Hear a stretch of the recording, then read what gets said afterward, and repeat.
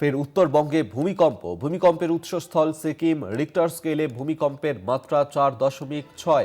কম্পন অনুভূত হয় দার্জিলিং, জলপাইগুড়ি, কালিম্পং সহ একাধিক জায়গাতে। ফের উত্তরবঙ্গে ভূমিকম্প অনুভূত হয়েছে। ভূমিকম্পের মাত্রা ছিল 4.6। যেমনটা জানা যাচ্ছে যে এই ভূমিকম্পের উৎসস্থল সিকিম। উত্তরবঙ্গে ফের ভূমিকম্পের ঘটনা। রিক্টার স্কেলে ভূমিকম্পের মাত্রা ছিল 4.6।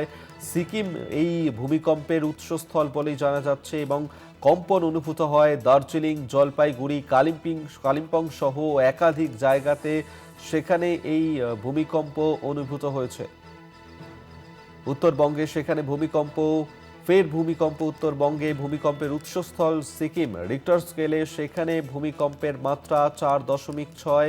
কম্পন অনুভূত হয় দার্জিলিং, জলপাইগুড়ি সহ একাধিক জায়গাতে। সেখানে এই ভূমিকম্প অনুভূত হয়েছে। আপনাদেরকে আরেকবার জানিয়ে রাখবো, যেখানে উত্তরবঙ্গে সেখানে ভূমিকম্পের ঘটনা। রিক্টার স্কেলে এই ভূমিকম্পের মাত্রা ছিল 4.6 এবং যেমনটা জানা যাচ্ছে যে উত্তরবঙ্গের একাধিক জায়গাতে সেখানে ভূমিকম্প অনুভূত হয়েছে। ভূমিকম্পের উৎসস্থল সিকিম।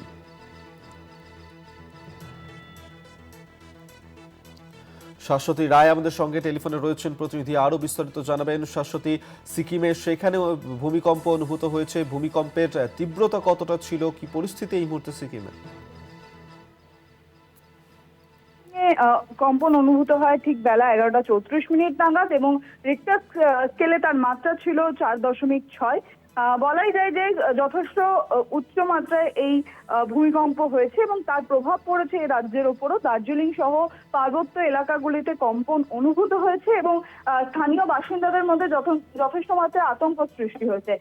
লাগাতার যে ভূমিকম্পের ছবি দেখতে পাওয়া যাচ্ছে, যে কিছুদিন অন্তর অন্তরই কিন্তু এই যে অংশ অর্থাৎ সাব হিমালয়ান যে এলাকা, সেই এলাকায় কিন্তু বারবার করে ভূমিকম্প অনুভূত হচ্ছে এবং এই পরিস্থিতিতে দেখা যাচ্ছে গ্যাংটকের একাধিক জায়গায় স্থানীয় বাসিন্দারা আতঙ্কিত। এখনো পর্যন্ত ক্ষয়ক্ষতির কোনো খবর মেলেনি, তবে সম্পূর্ণভাবে এই ভূমিকম্পের যে কেন্দ্রবিন্দু তা কিন্তু সিকিম সংলগ্নবর্তী এলাকাতেই।